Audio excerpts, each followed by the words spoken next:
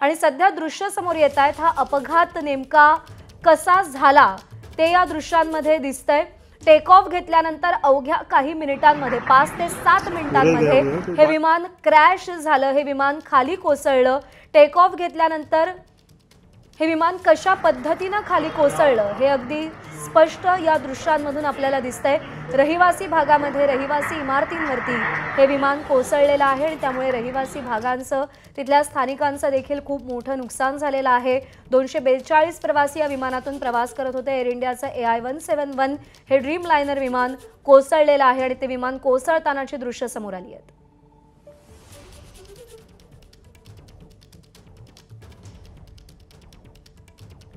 1:31 विमानानं उड्डाण घेतलं आणि 1:38 या विमानाचा शेवटचा सिग्नल मिळाला। त्यामुळे अवघ्या 5 ते 7 मिनिटांमध्ये हे विमान क्रॅश झालेलं आहे। या विमानाचा अपघात झालेला आहे। एनडीआरएफची टीम घटनास्थळी रवाना झाली आणि ही दृश्य समोर आलेली आहेत। कशा पद्धतीने हे विमान क्रॅश झालं हे या दृश्यांमधून अगदी स्पष्ट दिसतंय। 700 फुटांवरून विमान खाली कोसळलेलं आहे। अहमदाबादमध्ये हे प्रवासी विमान कोसळले। 700 फुटांवरून हे विमान खाली कोसळलेलं आहे। एअर इंडियाचं AI-171 हे विमान कोसळलेलं आहे आणि गुजरातचे माजी मुख्यमंत्री विजय रुपानी हे देखील प्रवास करत होते या विमानातून अशी शक्यता वर्तवली जाते। एअर इंडियाचं ड्रीम लायनर 787 हे विमान कोसळलेलं आहे।